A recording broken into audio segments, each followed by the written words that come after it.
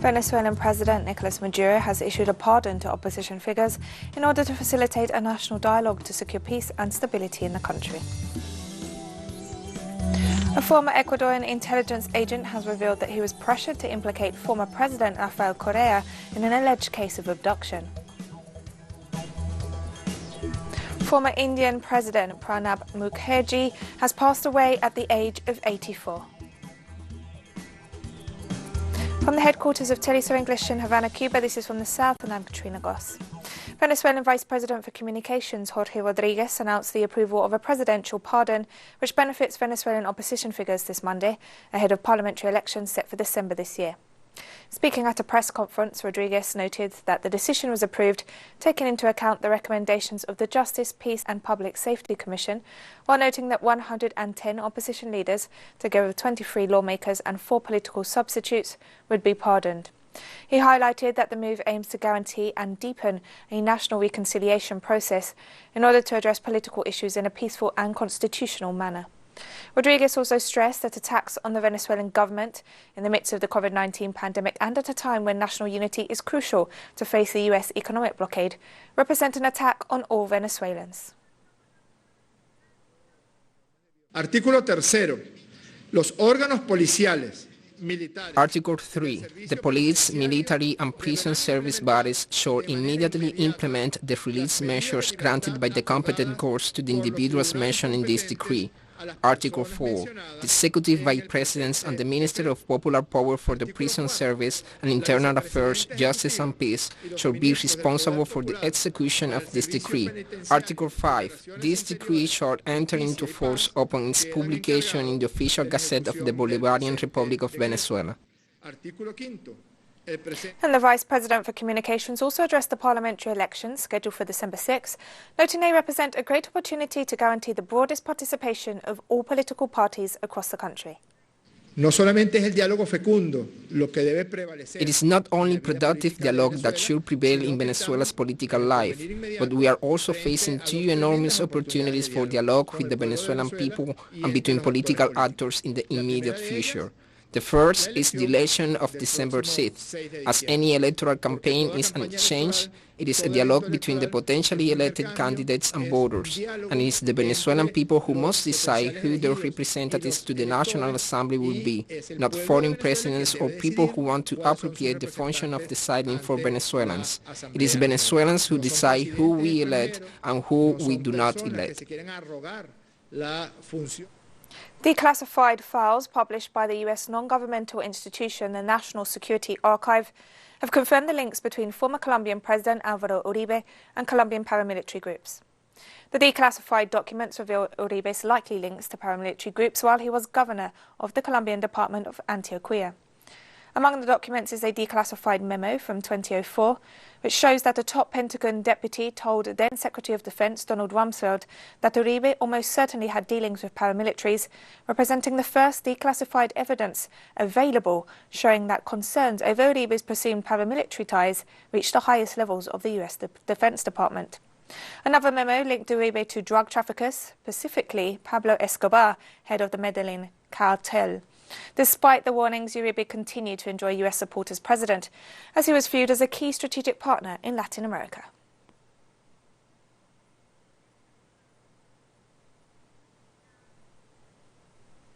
And the violence continued this weekend in Colombia, where at least 5 social leaders, 2 of them signatories to the 2016 peace agreements, were assassinated. According to authorities of the Northern Department of Bolívar, the victims were killed in the municipality of Santa Rosa. Local media reported that 2 of them were community leaders from the region, and the other 2 were former members of the Revolutionary Armed Forces of Colombia People's Army. Meanwhile, the National Coordinating Rural Workers Association accused the government of President Iván Duque of being responsible for the crimes due to the failure to guarantee the security measures as established in the peace accords.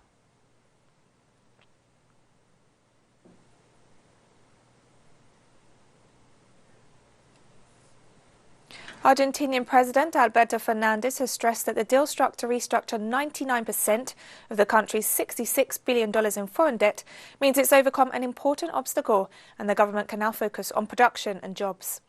The statements came around a month after Argentina reached an agreement with three major creditor groups to renegotiate the terms of the debt, following months of strained talks and several missed deadlines. The deal meant Argentina would benefit from $37.7 billion in debt relief, while its annual interest rate will drop from 7% to 3%. The deal reached on August 4th is worth 54.8 cents on the dollar, a significant increase on Argentina's original offer of 39 cents. The bonds represent roughly a fifth of the country's $324 billion in debt, which amounts to around 90% of its GDP. Argentina is in the midst of an economic crisis inherited from the previous administration of Mauricio Macri and has been in recession since 2018.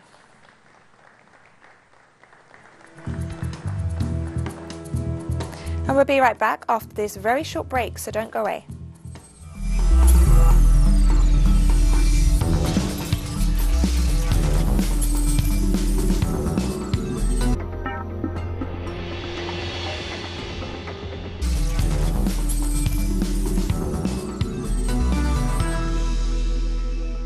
Welcome back to From the South. A former Ecuadorian intelligence agent has revealed that he was pressured to implicate former President Rafael Correa in what is known as the Balda case. Former agent Luis Raúl Chicaiza made the statements during a virtual press conference from Argentina after he and two other Ecuadorian national police officers were identified and accused by the prosecutor's office of abducting opposition figure Fernando Balda in the Colombian capital, Bogotá, in 2012. Chicaiza stressed he was pressured to implicate former President Correa as part of a lawfare set up based on the supposed abduction of Balda, while also noting that current President Lenín Moreno held clandestine meetings with Fernando Balda in the Ecuadorian province of Esmeralda. The asylum requested in the Republic of Argentina is because the prosecutor's office was intimidating and threatening us through the task forces and the support unit of the prosecutor's office, which were going to implicate us in another case to neutralize the candidate of political propaganda that is approaching in Ecuador. I was used due to political pressures, as is the case in the current executive branch, through Santiago de Cuesta Caputi and the state portfolios before the interior portfolios, and the official pressure from the former president of the Council of Citizen Participation and Social Control, Dr. Julio Cesar Trujillo, supposedly a defender of democratic rights, and from the prosecutor Paul Pérez Reina. US President Donald Trump has refused to meet with relatives of Jacob Blake on his visit to the city of Kenosha this Tuesday. Trump told reporters he had no intention of meeting with Jacob Blake's family because they wanted to involve lawyers, and he thought that was inappropriate. Jacob Blake's shooting multiple times in the back by a police officer has sparked widespread demonstrations in the city of Kenosha, as well as other parts of the country, as the latest example of systemic racism in the United States. According to White House Press Secretary Kayleigh McEnany, Trump is set to meet with local law enforcement, some business owners, and will survey the damage caused during several nights of unrest. Following the press briefing, Jacob Blake's father stressed he wasn't going to play politics with his son's life.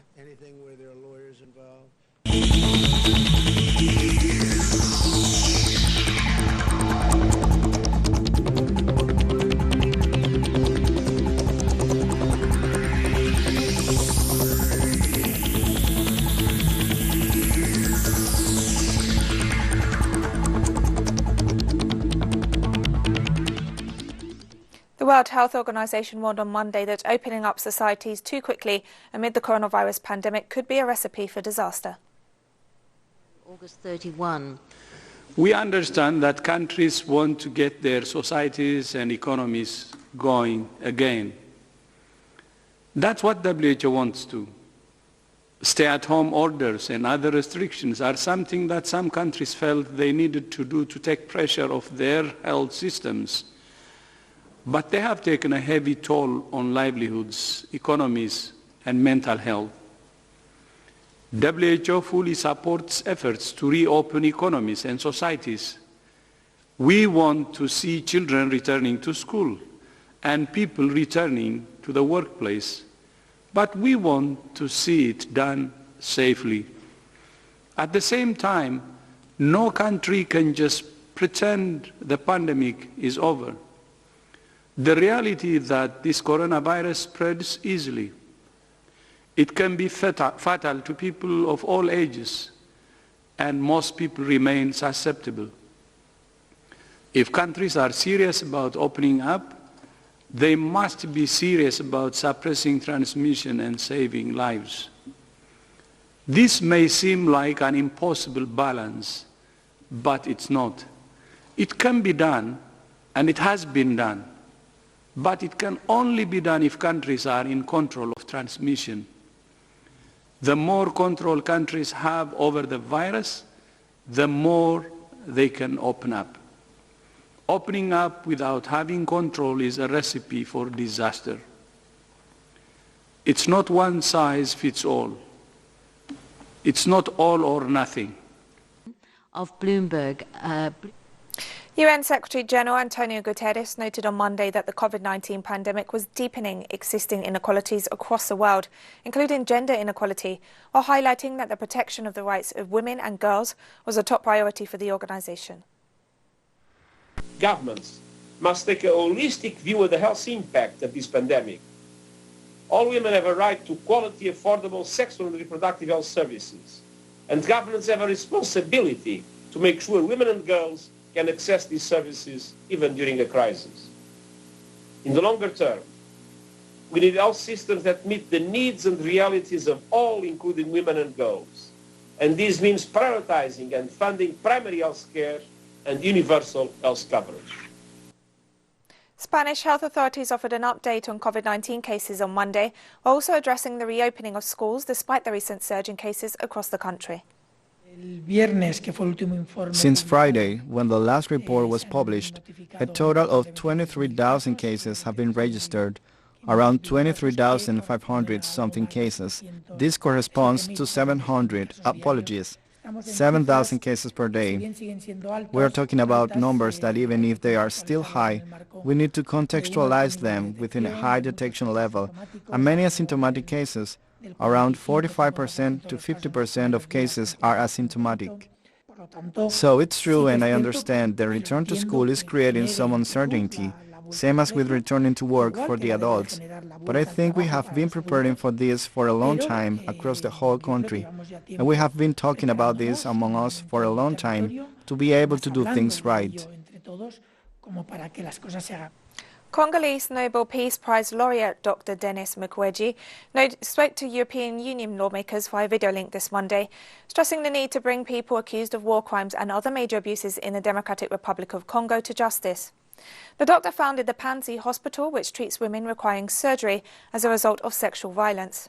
The UN has warned that he himself is at risk, having received several threats for his work to defend human rights. If there is a law in the DRC which defends human rights defenders, then we need to also create a system which allows people to raise the alarm. These individuals who are in different parts of the country do fantastic work to protect their populations and communities and to prevent atrocities. There needs to be a network which allows these human rights defenders to raise the alert and to also make sure these human rights defenders are protected themselves. Leaders of several Central and Southeastern European countries participated in the 15th Bled Strategic Forum in Slovenia on Monday to discuss the future of the European Union after Brexit and the COVID-19 pandemic. EU leaders from nations including Italy, Slovenia, Croatia, Hungary, the Czech Republic, Poland and Bulgaria, together with non-EU member Serbia, discussed further steps Europe should take in order to deal with the consequences of the coronavirus pandemic. The economy post-Brexit and EU finances were also among topics discussed during the forum. Europe needs to provide solutions and be the leader on a number of issues: security, economy, competitiveness, and at the same time strengthen its internal cohesion.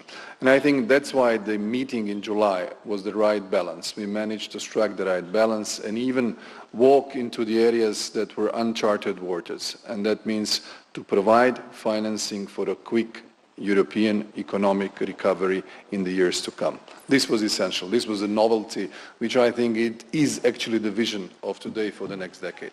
And then we will have 10 minutes with Madam Georgieva. For our presidency next year, we all know that this will be, we hope so, post-COVID era. So we will still dealing with how to fix the effects or the consequences of the epidemic.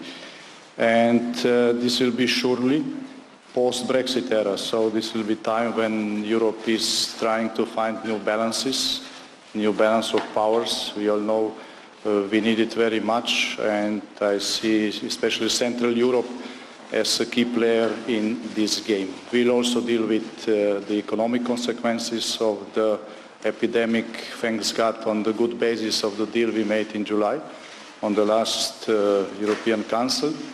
So we all hope that all challenges for our presidency will be met within much better economic situation than we are facing now. We have more stories coming up after this final short break, so stay with us.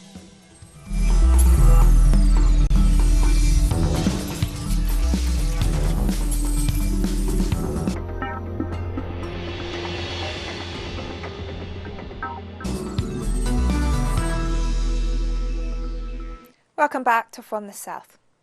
Former Indian President Pranab Mukherjee passed away at the age of 84 this Monday.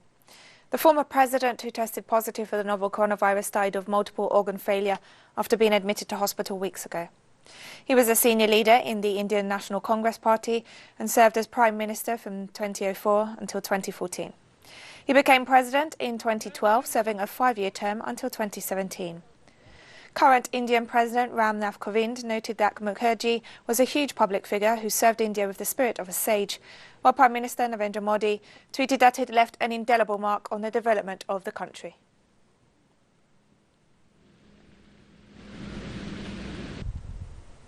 Hundreds of taxi drivers took part in mass testing for COVID-19 in Angola's capital, Luanda, on Monday, in a move to curb the spread of the novel coronavirus. Angolan health authorities have reported over 2,000 cases and 108 deaths since the beginning of the pandemic. Our association has come together to ask the government to act and hold a testing session for taxi drivers because they are the ones at risk. They are transporting the population. It is important for them to be tested and to know their status so they can work safely for themselves and for their passengers. The results we have on site are from IgG and IgM antibody tests. There are also blood tests that will be sent to the national laboratory for the final result. Yes, I am very happy, very satisfied in fact, because this result will make my work easier. On the road I will be able to prove to the police that I'm not ill, and that makes us very happy. The United Nations mission in South Sudan has rehabilitated a COVID-19 intensive care centre based in the southwestern city of Yambio. The works were conducted with the participation of development partners and South Sudan's COVID-19 task force in order to ensure a fully equipped isolation facility in the city. They included repairs to 16 rooms for COVID-19 patients, together with the delivery of 50 generators, 20 beds and mattresses, 120 sets of bed linen and a water tank with a capacity of 5,000 litres. The COVID-19 figures in the country stand at over 2,500 cases and 47 deaths. All of this is to ensure an enabling environment for the delivery of humanitarian assistance as part of support that the mission is giving to the National Response Plan on COVID-19. UNMISS worked in conjunction with the UN family, development partners, and the state governments to ensure that we are ready to execute proper response to this scourge that is affecting us all. This Monday, Kenyan President Uhuru Kenyatta noted that the country has seen a massive decline in waterborne diseases as a result of some of the measures taken to tackle the COVID-19 pandemic.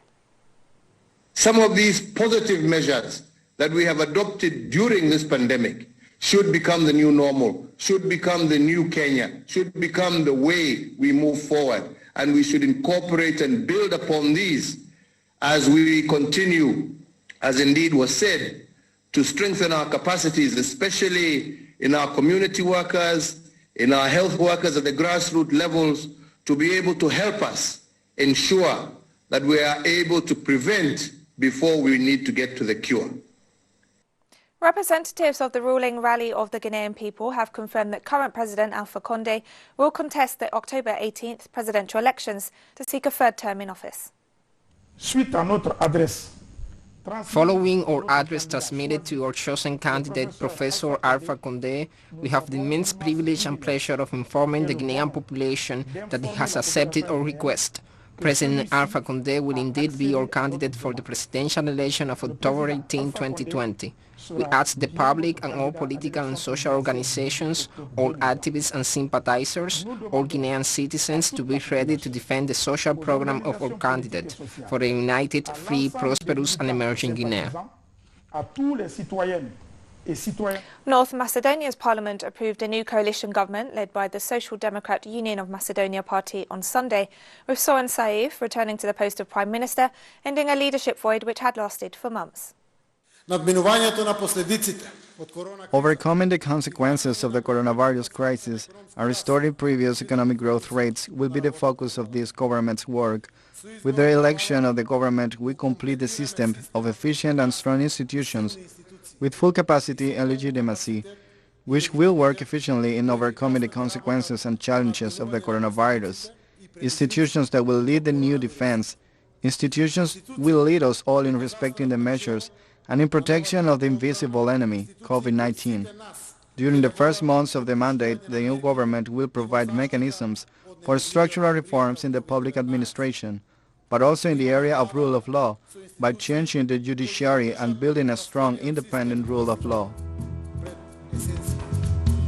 And we've come to the end of this news brief. Remember, you can find these and many other stories on our website at telesurenglish.net. And you can also join us on social media on Facebook, Twitter and Instagram. For Teleso English, I'm Katrina Goss, and thank you for watching.